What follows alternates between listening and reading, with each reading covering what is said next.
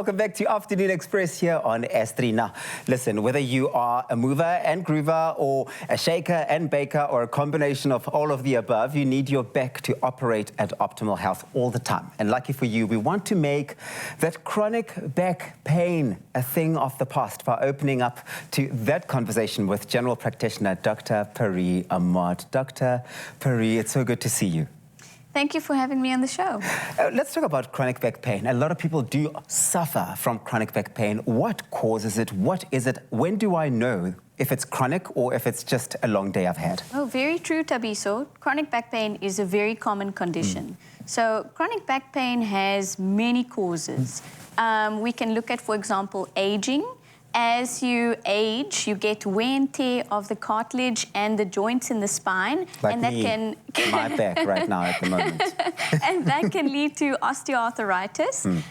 It can also lead to the discs in between the vertebrae or the bones of the spine becoming brittle. And in those discs, you have a gelatinous substance, and that substance can often bulge through a crack in the disc and cause what many patients refer to as a slip disc. Yeah. It can compress a nerve and be very painful. And then trauma is another big cause. So sports injuries, previous accidents, car accidents, also previous fractures, and oftentimes people who lead a very physically demanding job where they have to carry or lift heavy objects, that can cause trauma and result in chronic back pain. And then also inflammatory conditions. So these are conditions that are usually managed by a rheumatologist. And for example, I'm going to mention two.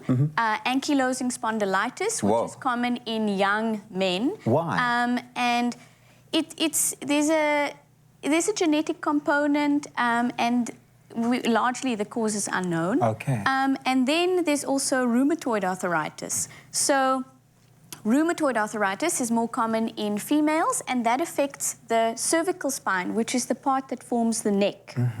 Then there's a very important cause that I must mention, and that's tumors. So a lot of the time, people have chronic back pain, they take painkillers, they ignore the pain. But they could have a tumor in their spine. And they don't know. Exactly. Here's the thing, when you've got chronic back pain, it's hard to imagine a life free of pain because, like you say, a lot of people do treat it, by taking painkillers all the time, and eventually they think they're not in pain. Meanwhile, their bodies are suffering from this. How often do we want to be paying attention to that pain to know that it's chronic? How long should it be going on for, or should it have gone on for it to be chronic? Chronic back pain compared to acute back pain is any pain that's longer than 3 months.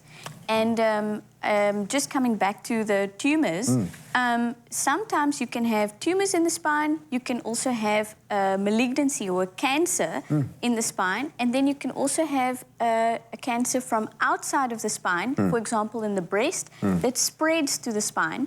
And we also mustn't forget that other conditions like pregnancy can cause chronic back pain. Chronic pancreatitis, endometriosis. So it's really important that patients go to see their doctor and have a thorough assessment. You simply can't take painkillers and wish it away. The pain might feel like it's better during that time, but not necessarily all the time. Absolutely. Here's the thing. Some conditions are connected and they sort of interlink to the cause of or the manifestation of chronic back pain. What are some of those conditions and what are the symptoms that we need to be on the lookout for? So the conditions are the ones that I've just mentioned, and then the symptoms are it's very important to assess the nature of the pain. Okay. Is the pain something that worsens with exercise and improves on rest? That fits in with a mechanical pain, and that's linked to certain conditions like osteoarthritis, for example. And then there is inflammatory pain, which is the opposite. So that improves with exercise and worsens on rest. Something tells me mine might improve if I exercise a bit more because sometimes you lay on the couch in the same position just watching TV. That too can cause some level of trauma Yes, to your back. posture. That's it. Correct. that is it. Okay, let's talk about managing the pain. It should always be a priority, right? We should be looking at how we manage this pain now that we have discovered and uncovered what the source is. What do you recommend, doctor?